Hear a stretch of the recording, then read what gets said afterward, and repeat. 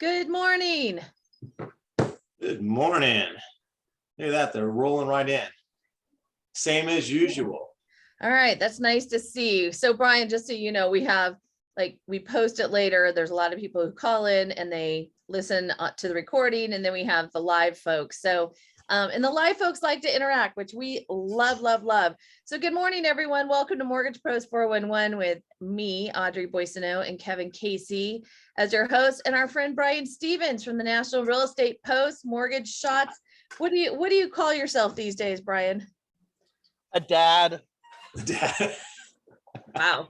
Happy Father's Day. A husband, I don't know, a friend, an advocate, I guess, maybe an advocate. That would probably be it. I think, you know what? I think that's a great word for you because it's interesting with you because you definitely, I mean, we always talk about how smart you are, right? Like, at least I do. Me and my mom. I love smart people, right? Like it makes me happy. So, and you always have some interesting take on things and you get all fired up and yeah, it's good. So anyway, welcome Brian Stevens. We're always happy to see your face. And we know that you flew this morning and managed to, so you're coming at us from an airport. Somehow they're not making announcements that we're hearing. Why is that? No, it's actually kind of this cool little spot. This is it's this little charging port. Look at this thing. Oh my God. Yeah, so I don't have like a lot of outside noise, and it's working out really. And then of course I have my team who found that place right there. Oh, there you go. So you do the All math right. on Well, this there's nothing like a bar at 10 o'clock in the morning, right? So the only Not for me. The only thing that will make me feel about the proposed the temperatures that are going to be here today will be you telling us what it's going to be in Phoenix. 111. Holy crap. Well, we're not that far behind you, but here we are. All right, kids. So as always, mortgage industry, couple things going on. We had a crazy week last week, like with the biggest swings we've ever seen ever, right? And it is just, you know, we're leveling out a little bit, but we keep telling people just lock them in as you go. Do not expect the volatility to end anytime soon. Although I'm starting to hear whispers that maybe we're at getting to some sort of point where we might be leveling off a little bit. Thoughts, Brian? You know, I just on my show, I think it was today, or maybe it's tomorrow. I'm not sure. The National Real Estate Post is I was talking about the Cleveland Fed. The head of the Cleveland Fed came out and said that from we're not going to get to 2% inflation for another 2 years now. And I thought that was a tad bit presumptuous, considering when you look at what the Fed has really the actions they've taken over the Fed and other actual government agencies, what they've done. I'm going to back up and answer this a little bit more thoroughly. We saw this from the Fed. We saw this from the CFPB. We saw this from HUD. We saw this from the FHFA, and it was really kind of how are we going to deal with the houses that were in forbearance, and they kept kicking the can down the road. Well, let's do another 6 month forbearance. Let's do another 6 months forbearance. Then the CFPB comes out and goes to servicers and said, you better find a way to modify these deals or it's your ass. And I thought like the language they used was very, very strong. They didn't say your ass, but they used very, very strong and threatening language. And what it made apparent to me is that they didn't have a plan. The reason why they were taking these forbearances and kicking it down the road 6 months for 2.5 years is because they didn't know what to do with it, because we're in uncharted territories with the post-COVID world and how we approached essentially a zero employment for a short period of time when we printed the trillions of dollars. We're in uncharted territories, and they didn't really know how to deal with that, and they finally ended up throwing the onus of responsibility on the shoulders of the servicers. Now, our regular indicators that we've had for decades and decades that economists use and prognosticators and people who project that have been reliable indicators, we can't trust those anymore because we have a false market with all the trillions of dollars that we've infused into what we're doing. We have a different outlook on work. We have a different outlook on employment. We have a different outlook on debt right now. It's almost the great reboot that all the conspiracy theorists are talking about might actually be coming true. But here's the point. We're seeing this again right now with the Fed and inflation. So just a couple of days ago, we had the head of the Cleveland Fed. She came out and said it's going to be 2 years before we get to 2% inflation. Again, I thought that was wildly presumptuous. And if we go back to the 1940s all the way up to 2021, and we were to take an average of our annual inflation, the average annual inflation would be 3.8%. And I looked at this from the St. Louis Fed's point of view from 1 year, 5 years, 10 years, and 25 years. And nowhere over the past 25 years have we seen inflation at the levels that we're seeing right now, which is at 8.6%. So to say we're going to go from 8.6% down to the lowest inflation we've ever seen, I think the average person who's looking at this is kind of saying, well, hold on a second, let's cool our jets here. Why don't we just start with, and might be more realistic, and then maybe I can get on board with you. Why don't we start with stopping inflation from going up? Can we, let's baby step our way into this thing Right. rather than saying, we're going to go from the worst inflation ever to the best inflation ever, starting now, and it's going to take 2 years. And again, I just take this with I can't help but notice that 2 years, the number that they used, just so happens to be when our next election cycle is going to be rolling around. So I think what was said was politically expedient for those at the Fed more than it was an actual statement that's going to be helpful. And much like what we saw with the CFPB and the FHFA, the GSEs and HUD with trying to deal with the forbearances and people coming out, I think we're seeing the same type of chaos with the Fed trying to deal with inflation for the same reasons. We don't have traditional indicators that we could rely on in order for us to make the appropriate decisions to kind of navigate the turbulent waters that we have in front of us. I had a conversation with Barry Abib, and I'm sure you guys have had it too. I think it was actually on my show, but we spoke about the Fed, and only 2 people at the Fed have ever had a job outside of working for the Federal Reserve or outside of academia. I actually thought he was lying. I didn't think he was lying to me. I'm like, he's wrong. He's wrong. And I'm looking it up as I've talked to him, like, oh my God, he's right. Isn't that crazy? It is. And so what you're dealing with is I think you're dealing with a lot of people who are frankly out of touch with how businesses are run, how economies are driven. And when you don't have those traditional indicators, this is where we get this really wild kind of just, springing from the ground type of crazy hyperbole that we're getting right now. So my answer is I don't think the Fed knows exactly what they're doing. I think they're just trying to throw ideas against the wall to see if anything sticks. And that doesn't really instill a whole bunch of confidence in me. The other part is that, it's kind of the black swan concept here. And that being a black swan is something that is unforeseeable, that's going to inject itself into whatever model that you're looking at that is going to change the dynamics and outcome of what you're trying to do. So even though everything's chaotic now, are there black swan events that are going to take place that are unforeseeable to us at this point? I look at the Chinese economy. I look at what took place with Evergreen over there. What a lot of people don't know is since April, there's been a run on Chinese banks. The flat out run on Chinese banks where they've closed these down. They closed Chinese banks down so you can't pull money like they did in the United States in the 1920s. Mm-hmm. So I do think that there might be a black swan event, and I just don't necessarily know what that is. Ain't that I'm trying to help a guy out who I got a charge right here, bud. Oh, you do? Oh no, I don't have one of those. I'm sorry, man. Okay. Sorry. So It's not like you're in a conversation at all.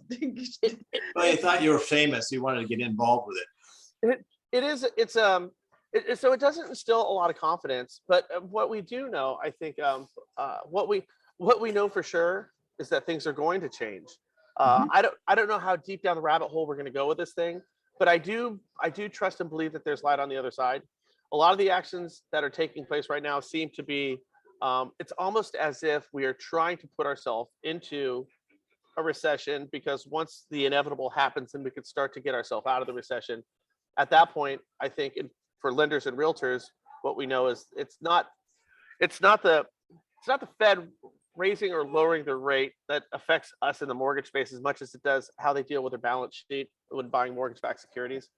Once they get back onto increasing their balance sheet, I think rates will come back down. And here's the cool part is I know everybody hates selling rates in the 5s and the 6s, depending if you're a borrower pay or a lender paid comp, but you needed this because it's either a purchase market or a refinance market. But the purchase refinance market that we had, an artificial market where you were selling rates in the 2s to those who are refinancing and those who are purchasing. Once you refinance everybody into the 2s, there's no more refinance markets coming, especially when the purchase market is in the 2s. You're creating your next market right now. And, just consider this, in a world of parity, and parity is what we have, is where you're all selling rates that are an 8, plus or minus an 8 of each other. It's the difference is going to be you. as like you as the lender are going to be the difference maker on who gets the deals. There's still deals, and it's like the mortgage market isn't terrible right now. No. There's just a lot of people who've never experienced rates in the 6s, and they might even go into the 7s and 8s. We don't know. But if everyone is selling the same rate, it just doesn't matter. And my final point here, and for those of you who do think that it does matter, I just want you to understand that right now, as we sit here today, there's somebody buying a 2022 Corvette that can't afford it, and they're financing the whole thing at 18%. They think it's a good idea. There's somebody out there who's buying a Wave Runners and a toy hauler right now who can ill afford it. And they're paying 18%. There is somebody right now on those forbearances that I just told you about when I opened up my remarks. Yep. Who, inflation is not killing them. Their spending habits during the quarantine is killing them. So they qualified with a 43 ratio. Now they're sitting at a 55 ratio, and they can't afford the house that they're living in. In short, we're a country of consumers. People don't give a shit if it's a 2% rate or a 10% rate.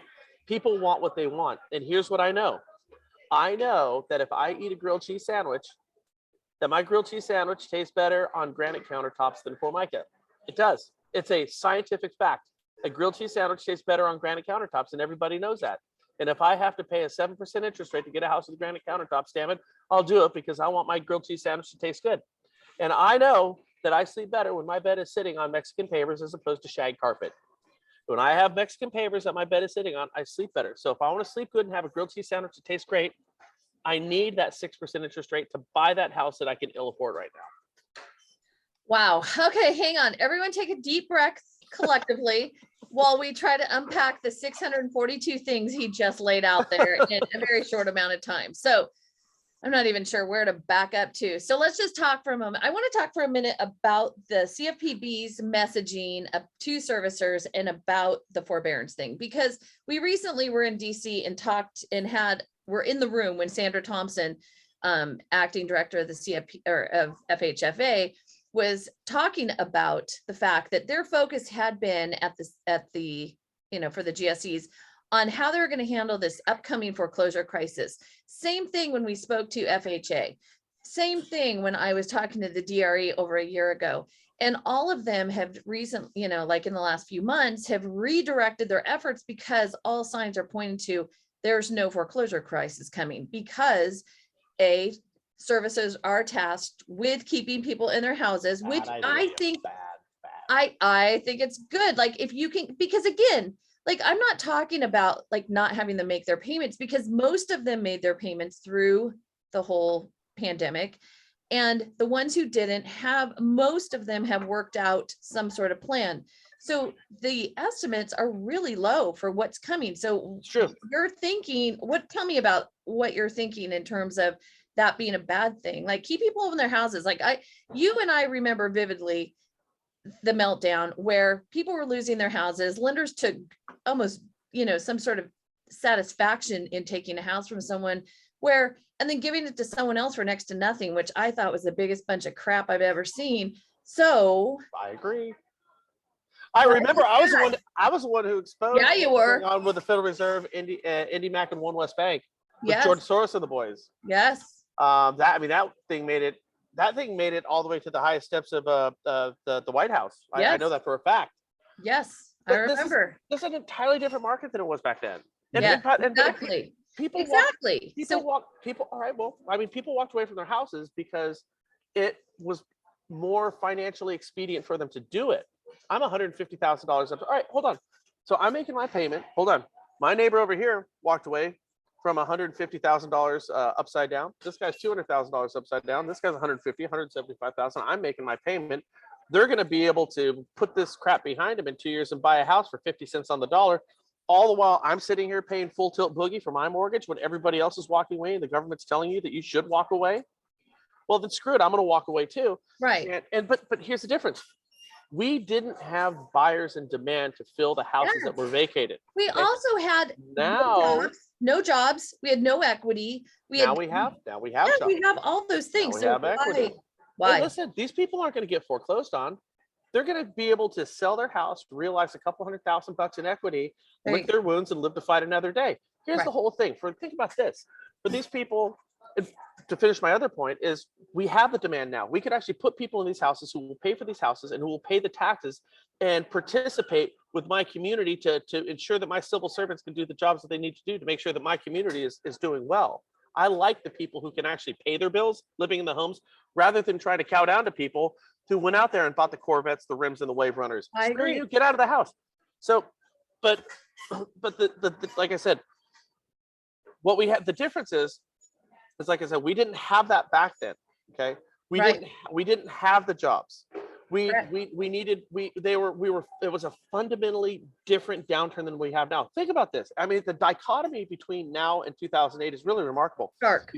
2008, we were blamed for the problem. Right. 2022, we are the salvation for the problem. Right. All of you loan officers who did refinances and took people from 6 to 2s, that's an inflation buster. Joe Biden ought to thank you. I mean, seriously, it's an inflation buster when you refinance people. You help people make their money go further. Yeah, actually, it really created a diverse economy in the fact that homeowners got the reduced mortgage payments, so they're able to afford the inflation right now. And in some ways, they're actually causing the inflation. So we just put a whole bunch of extra cash flow into homeowners' pockets. Yeah, And that's partially what driving it. But renters, they're getting screwed. they're getting hosed. And think about that homeowner who went to forbearance. Now, Trump, when he screwed up the forbearance thing because there's no underwriting if you could go into a forbearance. Anybody, all you had to do is say, I'm feeling hardship, and then you could go into forbearance. Listen, guys, there are people who just don't like to pay their bills in this country. Come to terms with it. Have you ever pulled a credit report and seen a 400, 470 score? You want to know how you get a 470 credit score? You got to F everything up. Okay, hold on, but that's not good enough.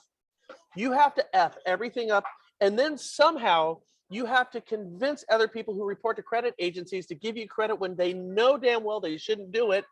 Get that second round of credit and then F all of them over too. And you might get a 4. Getting a 450 credit score is harder than getting a 750 credit score. This is people who don't like to pay their bills. Think about this. Some people would, that's true. It's totally true. Some people went into forbearance, okay? Seriously, think about this. Didn't make their payment for over 2 years. Yep. During that 2-year period, their property value went up 20 to 40%. They're sitting on $183,000 in average equity across this country right now, and that includes North Dakota and Mississippi. Do the math on that. They're screwing the curve up, and it's still that high.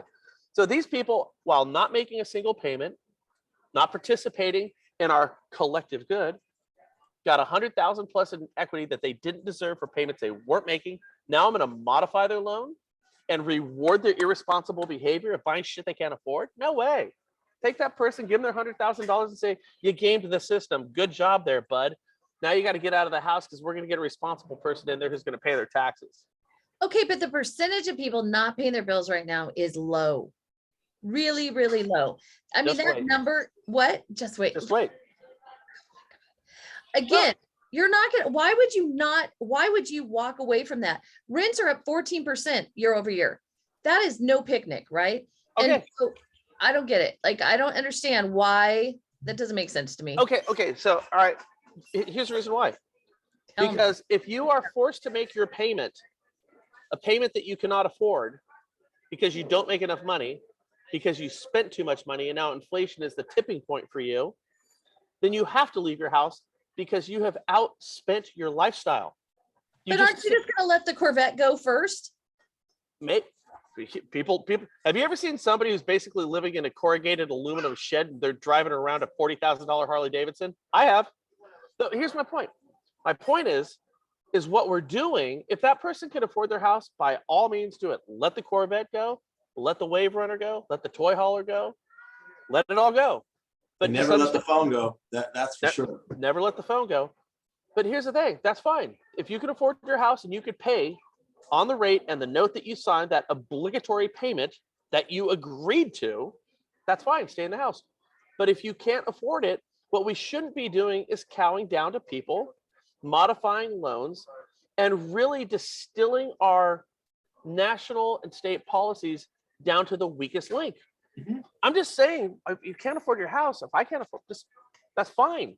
Realize your $100,000 in equity, Right. go rent, learn how to be more responsible with your bills and your payments and the shit you buy and don't buy, then try to buy a house again the next time around. But right now, you basically walked your way out of the opportunity to own a house. Here's what I tell realtors right now. I go, everybody wants listings. By the way, loan officers, tell all your realtors this. This is great. There's a great tidbit for you. So if you're a real estate agent right now, you want listings. We don't have inventory. Everybody knows that. Inventory. Okay. So how do we get inventory? There's a real simple way to do this. Go get a list, and you can get these lists. They're super easy. It's a Google search away. There's a billion companies who do it. Go find somebody who's owned their house for 2 or more years. 2 to 5 years would be great. Who's got a 600 or lower credit score. That person's going to sell their house. Why? Well, they're going to sell their house because they have spent their way out of the right to own the house that they live in. Because when they qualified for that house, they qualified at a 43 or a 44, something in there. And now the reason they have a 600 or lower credit score is because 1, they're either maxed out, or 2, they're behind on their Corvette and Wave Runner payments. And they're getting to that tipping point. And the further inflation is going up, the more they're starting to realize that their lifestyle, their income doesn't afford the lifestyle that they want, that they have right now. And it's harder for people to change even small habits. Somebody with a 600 credit score has owned a house for 2 or more years, has equity, and needs to get out of there. And if you go get that list of people, you can buy a list of 200 of those people. And if you were to take your time and methodically go through there, you'll find a half a dozen listings every time, a dozen listings every time. And that's all over the country. This is just the natural cycle of things, though. You know, Audrey, it is. Listen, and for those who play the system right, awesome, you're rewarded for it. But those who and there are people who just do this. There's predators out there. There's people who, conspicuous consumption rules the day with them. I'm just saying, for those folks who we did loans for, here's what we did last time around. Last time around, we would keep them in their house because we'd put them in a straight subprime loan. We can't do that anymore. So we can modify, which is just rewarding bad behavior, okay? Or they have to sell their house and turn it into a rental. And if we have an inventory problem, frankly, in my community, I'd rather have people living in homes who can afford them, who are going to pay their taxes, not people who we have to spend tax dollars, our collective tax dollars, to keep somebody in a house who's shown all the behavior of somebody who doesn't deserve it. Okay, let's talk a little bit about taxes, property taxes. So as property values have gone up over the last few years, to the tune of 20 to 30% in some areas, if you are not in California, you do not have Proposition 13 limiting the increase in property taxes. So I had brought this up a couple months ago and was told, oh, it's no problem. Recently, I'm starting to hear it is a problem. So what are you seeing? What are you hearing? What do you think solutions might be? Should we Proposition 13 the whole country? Because it certainly it's a mixed bag here. I'll tell you, people either love it or hate it. So thoughts? Well, I mean, we have government policies that are kicking people out of homes that they own free and clear. It's horrible. It really is. Especially in markets like it's outside of your control. See, Houston is the market that really comes to mind. Up with a rocket, down with a parachute, with their property taxes, and I think that's unfair. When you look at your earning years, it's a bell curve. We all know this. You're in your teens, your 20s, your 30s, your 40s, your 50s, 60s, 70s, and you go down. Somebody who did all the right things and bought their house, and my grandparents owned a house in Beverly Hills I grew up in, right beneath the Hollywood sign. Yeah. Sounds fancy, doesn't it? No, it wasn't. That's the whole thing. It wasn't. They bought their house for $25,000. Yep. And they sold it years ago. That thing is probably worth $10 million right now, small house, because of its location. But let's just say that they moved and they did just fine. But let's just say that you still have people down in that community, or like Orange County. Do you know why it's called Orange County? Because it was agriculture. Oranges there? Because do you want to know why it's called Valencia in Southern California? Because they're Valencia oranges? Because they're Valencia oranges. Oh my God. There's a lot of people who are younger don't realize this. There's people who have been living down, working a very hard blue collar agricultural life, who live in houses that are worth millions now. And they have the right to live there if they did all the right things. Imagine if we didn't have our property tax laws in California. There'd be no way in hell they could ever afford that, or their kids could afford even the tax bill on that. So I think it's wrong. Yes, I think we need to do something nationally. It's unfair to our senior citizens. It's unfair to people when you get to that place of grace in your life where you want to age in place. and you want to live out your days with dignity in the house that you've lived, Yeah. we should not have any type of policies that are kicking those people out of homes. So interesting, because that's the opposite approach that the California Association of Realtors took when they backed Prop 19, isn't it? So Prop 19 is, you know what, screw you. You guys, yes, you can take your property tax base with you, but if you are going to leave your property to your children, they're going to, they're going to only be able to realize that first million, and only if they own or occupy, blah, blah, blah. But it totally was a different approach, which I agree. Like, there's no reason you should be taxed out of your property that you own. I agree. But No, do you think there's an appetite about for that across the country? Because that's, California is not the issue at the moment on that. It's literally like other spots in the other parts of the country that haven't typically had the gains that we've had in the last 2 years. And now they're suffering. So what do we do? I think for a lot of areas of the country, like, a lot of things like recessions, we get lagging indicators. Oh, by the way, we're in a session 3 months earlier than what we told you, in real time. 100%. I think these are kind of the same type of things. These are lagging conversations. I think a lot of people who've seen, like, crazy upticks in their equity across the country that we've never seen in the history of our country before. Right. I think the reality of this is just starting to hit them. And I think it's going to take a while for people to kind of, put 2 and 2 together and figure out what's going on. Well, some states have rules, but they only allow the property tax to be reassessed like every 5 years or so. So there's this Or there are huge caps. wave. Yeah. Some of them have caps like we do, but, Yeah. but for the ones who don't, that's where we're starting to hear rumblings of, holy crap, you get your tax bill and your property just went up 30%. You're not selling it. So you haven't actually realized an actual gain. So just a reminder, people, you don't actually lose or gain money until you sell your property. So, do we all have extra money in our pockets? No, because we haven't sold our places, right? So, but you do have to pay taxes on it. So anyway, it'll be interesting to see how that plays out across the country. Because again, I think something is going to need to be done.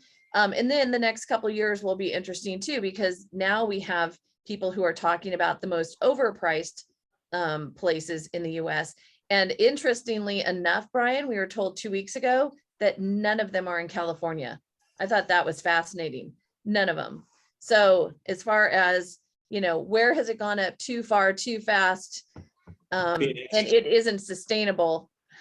No, I actually think I saw that list. It was like Idaho, Utah, Colorado, New Mexico, Arizona, Nevada. You have that whole swath, which is right off the coast of California, the east coast of California. And what it is it's transplants. I mean, that's what it boils down to. It's transplant. Think of this, like where I live in Northern California, I know people who have actually gone up to Truckee in Lake Tahoe, and where they don't have state taxes. Yeah. They're right across the border, up in the Sierra Nevadas. Right. And with what they're saving in state taxes, they can actually pay for their house. The house pays for itself. So, I mean, imagine that. I'm not rich or nothing, but like my tax bill would make a payment on if back in the day would make a payment on a house up in Truckee. I could afford a $400,000 or $500,000 house with what I'm paying in state taxes. People are leaving, and it makes perfect sense. Everyone's going to Idaho. Everybody's, Utah. Yeah, everyone's going over to Nevada, Arizona. But then you're also looking like North Carolina and Tennessee. I mean, these are other high-tech transplant places. I've seen this, like we're talking about the death of the Silicon Valley. I was just having a conversation with a gal who they have a startup. They're 10 years old, and she lives in Idaho. And they basically tell you how your audience is interacting with you. They've been at this stuff for 10 years. They've never set one foot in the state of California. And why would they? I mean, everybody knows Tesla's moving down to Texas, but we saw Hewlett Packard is moving out.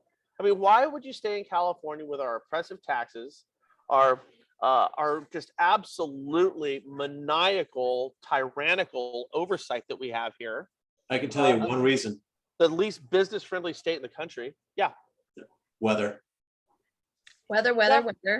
Yeah. Proximity to all things that you might like, ocean, skiing, opera, symphony, any sort of cultural event, water. You don't have water. Bodies of water. Like there are a million reasons. I love California. I do too.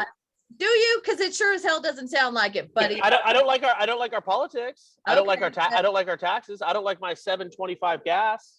Yeah, me too. When they're talking about the national average, we've talked about this a few times. National average now is like $5. I'm like, yeah, you can suck it because we're paying Right. way more than that right now. 'Cause, $5 here, hold my beer. That's- You know, Listen. by the way, you know what I did? I have scooters and everything. I like 2 wheels. So you know how everybody's posting their gas. You know, I filled up my truck. I had a quarter tank. To fill it up was $140. So I have a scooter that I ride around town. So I filled up the tank. It was $7. It takes a gallon. It goes 100 miles to the gallon. So I got a picture. I got a picture of my $7 just filled up the tank, and I got a picture next to me of my Goonie scooter. Yeah, 100 miles to the gallon on this bad boy. I'm gonna tell you though, I just got I drove to LA on a half a tank of gas from San Ramon. I left San Ramon, half a tank of gas, all the way. I was 5 minutes from LAX in What are Playa you- del Rey. What are you driving? BMW 530i, but I mean like super unbelievable gas mileage on the road. I mean, Really? yeah, I mean, I was flying at the speed of, the average airplane, but still it was, okay, no one can see that. It looks like a shell symbol, but you can't see. Yeah, doesn't, it stays blurry. Yeah, no. Anyway, it's 709 for premium leaded. Yeah. Although he gives me crap for buying premium, but that's a whole nother story. So anyway, just to note, we've got some comments in the comment section. We love it when people do this. So JD said The Black Swan by Nassim Nicholas Taleb is apparently, I'm imagining that's a book that we should read. So we'll put that on our list. So anyway, going forward, Brian, Yeah. let's talk for a moment about, so you went on a bit of a tirade about the National Home Builders Association because Yeah. they had been called out as being, I'm not sure whether it was a cartel or a monopoly or maybe all of those things, and really limiting the number of homes that are being built. So we're like it depends on who you're listening to, somewhere between 3 and 5 million units under where we need to be. I'm reading that Goldman Sachs just backed a company in the UK that is going to build 4,000 manufactured homes a year, which kind of bums me out because the last thing I want to do when I drive through the beautiful hillside in England and Wales is see a bunch of manufactured homes in the middle of that countryside. But anyway, they are, I mean, what do we do with all this? And talk to us a little bit about your thoughts on the Home Builders Association. Well, this is all by design. I don't think this is all by design. When you look at the past, 3-4 decades on serving underserved communities, oftentimes minority communities, low to moderate income communities, all the plans are ridiculous. They don't stand a snowball's chance in hell of doing anything. They're always addressing the loan programs. When the median sales price for a house is $380,000 right now, or $390,000, and the median income is for a single person is $32,000, they're nowhere even close to being able to afford. The average person is nowhere even close to being able to afford the average house. Not even like dual incomes, not even close. You can't have like a down payment assistance with 20% down that would make sense. Nothing works. You have to address it's not the rates, none of that. It's inventory. Inventory right now is the only thing that matters. Now, think about this. If we are 5 million units deficient, and we are 5 million units deficient, this is by Fred, the St. Louis Federal Reserve I think these in the Census Bureau put it out. It's about 5 million right now. These are deficient, just to get back to what would be deemed a normal market. So think of it right now, 6% interest rate, everything slows down. Nobody wants to buy right now. The sky is falling. Wouldn't this be a great time for the National Association of Home Builders to chip away at that 5 million deficiency? Go ahead and build small, smart homes. Wouldn't that be great? Here's who doesn't want it. People who own homes right now. Well, if you build 5 million homes, then we won't have a shortage, and all that fake equity I have is going to start to disappear. Yeah, but we'll have a healthy housing market. We have communities full of people who own homes, not rent them, and that's a good thing too. And there's a billion studies that would suggest that. So homeowners don't want it. The other people who don't want it is investors in construction companies, residential construction companies. They don't want it either because they're going to have bigger margins if they can go ahead and control the supply of homes. It's like OPEC. Look at OPEC, the oil producing nations. OPEC got together and they decided they're going to figure out how many collective barrels of oil they're going to put out on a daily basis so they can control the price of oil. Turn it up, turn it down, turn it up, turn it down. That's what they do. It's Right. a cartel. It's a cartel. Now it's an international cartel. There's nothing we can do about it, but we can certainly do something about a national cartel. And this is what the National Association of Home Builders is orchestrating.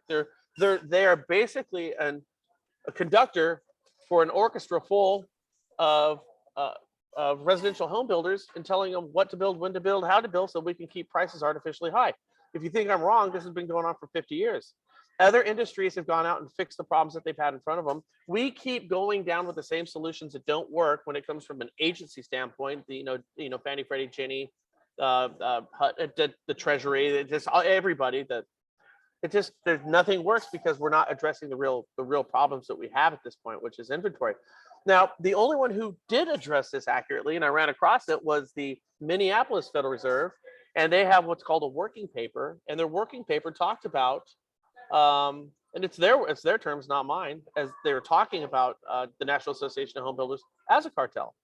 And even if you disagree with it, just look at their body of work. Like, you could say, well, it's not really that calculated, and you might be right. However, if their outcome has the same results that you would have if it was run as a cartel to artificially keep property values high, well, then, a rose by any other name is still a rose, isn't it? And a cartel by any other name is still a cartel. And you just have to look at their body of work. We need more homes desperately. And by the way, the price of softwood, framing wood that we import all from Canada, prices have come down. There's things that we can do from a policy standpoint to help home builders realize a bigger profit margin. There's things I think we can force them to do. I'll tell you right now, if we don't start building if we don't let the private sector start building smaller, smarter houses, I think what we ought to do is call it a national crisis and go hire the Army Corps of Engineers and give them $1 trillion. Screw giving it to my son and everybody else on these ridiculous handouts. Give it to the Army Corps of Engineers and let them hire a whole bunch of people and build a bunch of small, smart houses across the country. Well, yeah, look what happened after World War II. Because the Army Corps of Engineers, they can build anything, and they do a great job with everything. I had this conversation with Dave Stevens off the air one time. I was saying, here's what I think. And he started laughing. He goes, oh my God, Brian. He goes, I've thought the same thing too. I'm like, okay, then I'm not nuts. So we either do what the Minneapolis Fed says, and we twist the arms of these home builders to say, hey, I understand what you're doing and why you're doing it, but that model doesn't work for the greater good of our country and the people who inhabit it, the people who pay taxes. So if you're not going to be part of the solution, we will bring people in who will be part of the solution that's going to come at your profit margin. I thought it was interesting because you were noting that the National Home Buyers Association is now stating that the reason that they're so behind is because of supply chain issues. And your point was 5 years ago, we didn't have supply chain issues, yet we were still in a deficit in terms of the amount of housing that we need, right? So now here we are. So freight and lumber are up 38% as of May, year over year. But to your point, I think lumber has been sort of edging down, and things, again, if we stop consuming at the pace that we've been consuming and buying all this crap we probably don't need, then, that will take some wind out of the economy and hopefully slow down inflation a little bit, and moderate those numbers. But when I'm listening to like economists from National Association of Realtors, et cetera, they're in line and in lockstep with the administration's plan, which is high density housing. Well, people they don't want to live in high density housing. They want a yard for their kids. Right. They want more space, right? So we have a problem because the state and federal governments are really pushing, build condos, build high density housing. That's not what we want. That's not what we need. Then NAR gets behind them, which I think is a bunch of crapola. And all of a sudden you've got a bunch of housing that people don't want to live in. So what good does that do? And to your point, I have said, because I get so frustrated. I'm going to go with frustrated with this idea of affordable housing, because when we walk into legislators' offices in Washington, D.C. and Sacramento, I mean, they toss that word around like it's a football, but they don't know what it means, or it doesn't mean the same thing to everyone. So it's all a bunch of crap at the end of the day, right? So we really they had that list of the least unaffordable places in the United States, and I don't think there was maybe 2 places in California on the list. There were none. Yeah, there were none. You say that like you're offended. I can't believe it. Why aren't we the least affordable? Well, no, there's always so much crap about California housing, and at the end of the day, we're not the issue, right? So because our incomes overall, not everyone's, seem to keep up with the pace that housing is appreciating. So again, I think your Army Corps of Engineers, I didn't come up with Army Corps of Engineers, by the way, but I have said many times, if the federal government, like again, state of California too, if you want to control the price of rents, go build the housing. Don't expect it to happen on the backs of private landlords, right? So I mean, I would get all behind that. If you want to make something affordable, then make it happen, not forcing a mom and pop landlord to get into line. Yeah, I'll tell you, Army Corps engineers, have you ever seen the Battle of Guadalcanal or the Bridge over River Kwai? You want to know That was 6 million years ago, Brian. Are they currently able to perform? I mean, oh yes. What was the last thing they did? Tell me about that. All right. So I used to work on riverboats. I used to bartend on riverboats when I was going to UC Davis on the Sacramento River. And so I would go up and down the Sacramento River 3-4 times a day. And if you do that for a couple of years, you see people crashing their boats, like big boats, burning down, crashing them, hitting bridges. And so anyways, whenever like a big boat would sink, it was always the Army Corps engineers that would have to figure out a way to come get it out. It was just every great to watch. time a big boat would sink. This happened a lot. Are you kidding? Yeah. Oh God, yes, it happened all the time. Oh, you have no idea. I don't. River life is crazy. River rats, people who live on rivers are nuts. It's crazy. But yeah, though, they would crash oh my God, all the time. And then there's some of these boats, like, how the hell are they going to get these things out? And then the same people from the Army Corps engineers would come out and they'd have to get divers down here with currents and this brackish water and figure out how to, I'll be damned if they didn't get them out every time. Okay, well, there we go. Now Army we Corps know who's going to engineers. do the building. Yeah. We know who's going to, now you can be in charge, Brian. Hey, I mean, either that or one of the type A moms in my neighborhood. They would do a great job too. So I'm cheerlead. I'll just cheerlead. Give me a beer. I'll watch them do it and cheer them on. You guys exactly. And by the way, I'm going to tell I have one of my kids who are in college or is at UC Davis. I'm going to tell her that she should go get a job as a bartender on the river cruises. Who knew? Yeah. So anyway, we have somebody who said that they really like your idea that we're creating the future market right now. We've talked about that a lot on here because again, this market is an opportunity because again, look at this. Who's going away? Fintech companies, better.com, right? I mean, they're not going away, but they're definitely going to have to remake themselves into something that isn't a refi shop. I just saw a little blip about how, now the push in mortgages is you should be more empathetic with your borrowers. You should be, which we should have been that way all along. But do you think some ding dong in a call center somewhere is going to be empathetic? No, they're going to be, oh my God, I got to make this many calls a day, right? So that's where we can shine, right? We're on the ground, we're in the communities. So let's talk about that for a minute, Brian. What are you seeing across the country with LOs who are still doing well in this market despite the rates, who have adjusted, adapted, or were already doing these things even before the rates went up to 8 million%? Yeah. So talk about that, please. Yeah, it's really understanding how to pivot when you need to pivot, we're very fluid right now. There's a lot of pivoting going on. I had a conversation with a loan officer, and she said she called it we have a recency bias, and a recency bias being, people like, well, my neighbor got a rate of 3%. He just got a rate of 3%. No, your neighbor moved in 6 months ago and got that rate 6 months. You didn't get it. It seems like yesterday. And there's that recency bias in terms of listing properties right now too for real estate agents. They want to list them based on 3 months ago, and that dog don't hunt right now, as they say, right in Kentucky.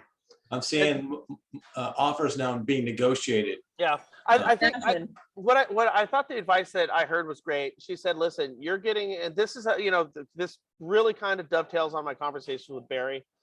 She goes, "Listen, you're getting your house for life. You're not getting your loan for life. So you need to understand that." Because rates they are going to come back down. We knew this was projected a long time ago. So, understand it's your house for life. It's not your loan for life. What I would do if I was a loan officer right now is when I'm sitting down and I'm going to do a good faith or a net sheet for one of my borrowers, I'm going to go ahead and I'm going to find a couple articles and I'm going to send them over to them.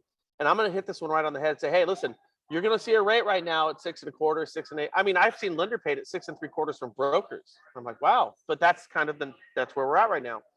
So I would say, hey, listen, this is the market right now. And I'll tell you what you think. You might think that your rate should be 3, but that's not where we're at. Things change drastically. Here's articles to prove it. Just provide them with links and saying, I'll tell you what you think is a high rate today might be a steal tomorrow. Right. You just, sell. It's not even selling urgency as much as it is just being candid. It's like reality, Brian. it is, and like Reality. when you deal with people, it's just like, all right, give me the bad news first. Let me make the decision. I think people appreciate that type of candor. Yeah. And again, 6% interest rates, we're still below our national average. I mean, Absolutely. for those of you who've written loans for the past 7-8 years, I've said this before, you just don't know how good you've had it. It's that just wasn't the market. And how good we still have it, because I know 6% is still below the inflation rate. Right. No. And that's these are the points that need to be. Did you guys see an interview I did with a guy named Eric Bolby? No. So if you go to my show, the National Real Estate Post from a couple days ago, it's an interview with Eric Bolby, who's the CEO and owner of a company called AmeriFirst. And that's neither here nor there. It's just that, but what he did is he was talking about how his loan officers and sales team were, it was the sky is falling. I can't believe it. I'm not selling rates at 3%. Well, neither's your competition, for starters. Right. But then he started talking about the advantages of the market that we're in. Like, would you rather have bought a house not knowing the future with a 2% interest rate where you had to spend $50,000 or $100,000 above asking price? Okay, now that we know that you're conditioned to spend $100,000 above asking price, what if you were to buy a house in this market where you don't have to go over asking price, but you take that $100,000 and you put that against your principal so you have a lower loan balance? Yes. Would that be better for you? Your payment is still going to be 14% higher than it was as a rate of 2%, but you have a loan balance that's going to be $80,000, $100,000 lower than what it would have been with a 2% interest rate. What situation would have been better for you? And he brings up a really compelling point. And now it's the position he takes makes certain assumptions, but those who disagree with the position, and I've had people call me who disagree with the position, but those positions, even if you disagree with what Bolby says, takes into consideration certain assumptions. And it's really, is the market going to go up or down? But right now, if you think that a 6 3/4 or a 7% interest rate is horrible, check out that. Look at the math, and it's all put out on a spreadsheet. Look at the math on that, and tell me how you could possibly disagree with it. I'm not saying it's a better market. I'm just saying it's not as bad as you think it is. Right. And when you also consider the tax break that you're going to get with a higher interest rate, the difference between a 2%, the difference between the market of a year ago and the difference between the market now is not as drastic as it seems on surface value. Right. So again, and like you guys said here, it's, it's like, Kevin, it's 6%. Give me a break. Well, I think it's not 18. The stark difference. And again, we need to educate. We talk about this a lot on here and have for a while. And actually, we've been talking about not, making your entire career all about rate and term refinances since we started doing the show 2.5 years ago. So we have spoken about this ad nauseum because Kevin and I have been through those cycles multiple times in our extremely long, illustrious careers. And so we know this is normal. They're hard. We know how to pivot. These transitions are rough. I mean, no doubt. But with all that being said, this is normal. There's a comment here from Jeremy with Deep Haven. He's loving our conversation, but it makes me think, I think we met him in Newport Beach on the boat last week. I just want to take a moment and say thank you to the Orange County SOLA chapter of camp who put on a boat ride out of Newport Beach on John Wayne's yacht. That was so fun. It was so cool. We met all sorts of new people. They installed their new board. It was a fantastic event. So look for that next year, guys. We did one out of San Francisco too. It's a brand new event up here. So it's not quite as established as Newport Beach, but boy, that was fun. Holy guacamole. Thanks for the invite. You know what? I can't imagine that you're not getting their notices. So that would be all you, baby. And by the way, just to be clear, I was not in charge. So if I'm having a big ass party, I'm inviting you, I promise. So but now if we were in charge and we had our own event, who would people want to see as our guests? Hey, listen, I promise you, I'll do something everybody would talk about the next day. I promise you that. Oh, we know. Trust me, we know. Okay, so anyway, so we have a comment here from Tony. He says, we're seeing a massive number of transplants here in Southern Utah. 90% are from California. So anyway, there you go. So somebody else made a comment. I don't want to have 60 plus days of 100-degree weather either. The number of days has increased in a lot of places. So anyway, there are a lot of reasons to stay in California. That is Yeah. my point. Oh, hey, listen, we haven't made the shade. It's almost like we really do. Here's, I mean, some people have agriculture, got it, spades, produce 80% of the world's nuts. We also have 80% of the world's nuts living here in California. Tech, we got it. Entertainment, we got it. Oceans, we got it. Deserts, we got it. If you say it, we've got it. And here's the thing, I really, God, this is gonna sound really shitty. Can't wait. Okay. So, and chances are, we do it better than you do it in your state, even if that's the only thing that you do. I mean, I hate to say, and I know how that I had comes this across. conversation about cheese in I Wisconsin. hate to, yeah. You know what? Okay, well, look and at people like, especially when it comes to food, it's kind of like I get it, but come to Napa, we'll find whatever you do. It's going to cost you a hell of a lot more, but I'll bet you it doesn't take second fiddle to anything. And I'll tell you right now, like and yes, I do kind of want to leave California, just as a matter of principle. I don't think it's good to set roots any one place for a long period of time. I've been here long enough. I guess I got to wait for my youngest daughter to graduate. She needs stability there, but I do like the idea because I love all the places everybody else loves. You know, I love my friends down in New Mexico. I really do, and I see the beauty of it down there. I love my friends here in Arizona. I love the South. I didn't go to the South until like 10 years ago. Love just so many great communities and great people, and the hospitality is second to none. And I'm a massive fan of Rust Belt cities and states. I love Cleveland. Their mustard barbecue stuff that they do out in Cleveland is great. The best barbecue I ever had was on Cincinnati on the Ohio River. Milwaukee's great. Detroit is incredible. I mean, there's everything so has suffice something it to so say incredibly you unique like to other offer. places in the country. I love it. I love other places. I love it. It's I always love good it. to come home, doesn't it? Me too, but I like coming home. And when you fly into SFO and you see all the water and you're reminded, holy crap, this is I don't know. so gorgeous. I think I got gypsy blood. I just finished watching Peaky Blinders. I think I got some gypsy blood in me. I need to move. Okay, so Jill said it, I think, very well. So, and when those next states over have to build infrastructure and municipal services like schools, police, fire departments to accommodate all these new people, the local and state taxes will go up just like they did in Pennsylvania, especially Western Pennsylvania, right? Okay, hold on. right. No, I want to answer this. Okay. And this actually irritates me. Okay.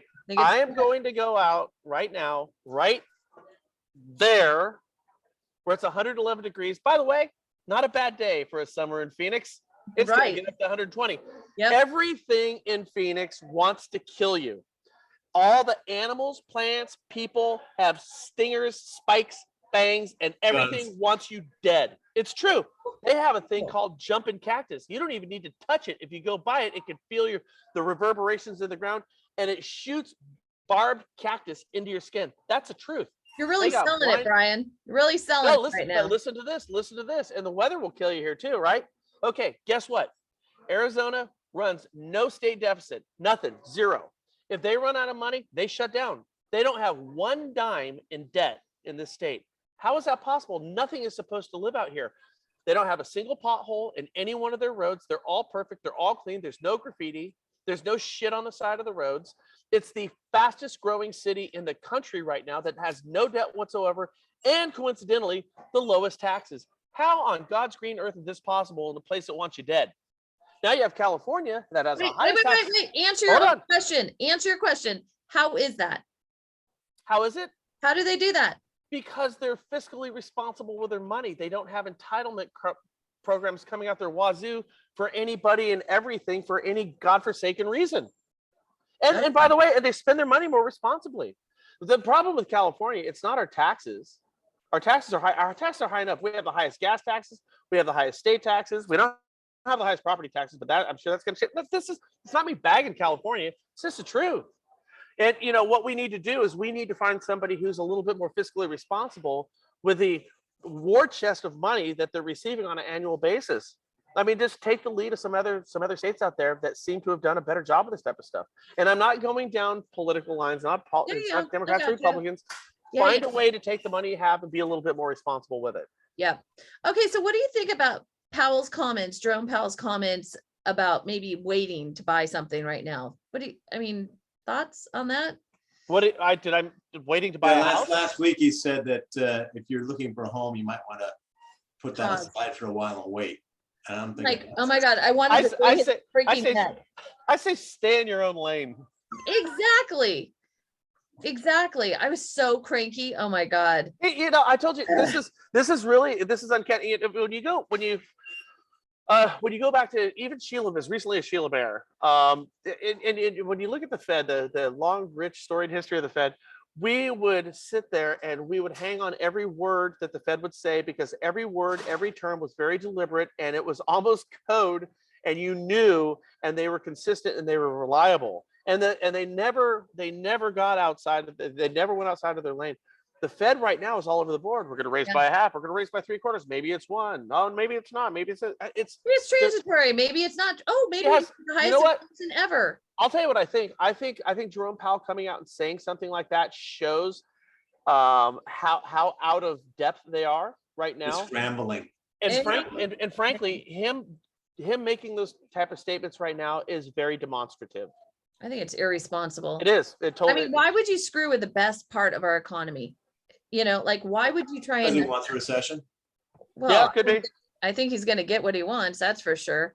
So, all right, we have some people who are chiming in saying, yes, we had fun in Newport Beach. Yes, yes, we did. And also, by the way, part of that was we kept encouraging people to, get out of their houses, go do things in person. All of that is so important right now, especially making sure that the mindset that we have in this market is good. Like, if you stay positive, you're going to be fine. And if you let it go south, you're in trouble, right? Yeah. So, yeah, it was really great. So Jill is saying, sorry, Brian, this happened in Pennsylvania over the last 30 to 40 years. Give it time, it will happen, as far as, like having to keep up with the population growth. And she said, in Arizona, schools suck. Huh, interesting. So yeah. Are we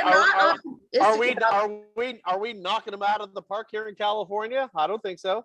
I don't know. My kids went to school in the public schools in Walnut Creek. Well, my oldest one, I had him private school for 7 years. It was a mistake. I should have had him in public school the whole time in Walnut Creek. Some places are great. Let's just put it that way. Well, yeah, I mean, it's Walnut Creek. Give me a break. Yeah, my kids went to the public schools in Danville. Their chauffeurs had such a difficult time dropping them off with the gridlock. Give me a break. That's not true. Come on. Hold on. Listen, I love California. Don't mistake me. I'm a lifelong Californian, and I just got on my bike with my kids and a couple of friends and rode the Iron Horse Trail from Walnut Creek over to Danville and had lunch down there and back. Yeah. I mean, I'm a lifelong hey, listen, if you love something, then you should be concerned about its overall health. And right now, I think that we've just got some behaviors and tendencies in California that are unhealthy. Yeah, no, I agree. I agree with a lot of what you said, and a few things I don't agree. So that's fine. That's okay. That's good. It makes the world go round. We should be able to do that and still be right. I agree. Today, for crying out loud. I agree. Brian, tell people where to find your show. Believe it or not, there's still someone who hasn't seen it. So well, I'd love for all you guys to jump on board. Just go to thenationalrealestatepost.com, thenationalrealestatepost.com, and hit subscribe. You can also find me on if you go to my Facebook page. I think it's NREP or the National Real Estate Post, NREP or the National Real Estate Post Facebook page. I try to do a live on there about 3-4 times a week. Yeah, you do. Yeah, with different. I try to cover 4 or 5 different topics on a daily basis. Yeah. So I'd love to see you guys there. So jump on board. Love these guys, and so hopefully we can get to know each other. So I appreciate that. Yep. Join them there and join us next Tuesday. I know we saw your shirt, Lehman Brothers. Thanks a lot, buddy. Awesome. I just want to know, is that an old Lehman Brothers shirt or is that a new Lehman Brothers? I got a Goldman Sachs one too. Exactly. Somebody sent them to me. Or no, my ops manager, he picked these things up for me. Of course, it's pretty cool. Yeah. So Jill says that different opinions discussed in a civil matter are the best for everyone, and that's I agree. true. And we need to get back to that in this country. We should be able to disagree about anything and still go to dinner and and have a relationship. Have a good time with each other. With that being said, join us next Tuesday. I can't believe we burned through an hour. Join us next Tuesday, 11 a.m. Pacific time, with Dan Habib with more MBS Highway, and we will look forward to seeing you there. All right, kids. And I won't be here, but I'll Thank be you, there. Brian. All right, Thank you, guys. Brian. We love you very, very Oh, much. appreciate that. Later, skaters. Talk to you guys soon. Hope to see you. Bye. Bye. Take care. All right, Thanks a lot. Thank you.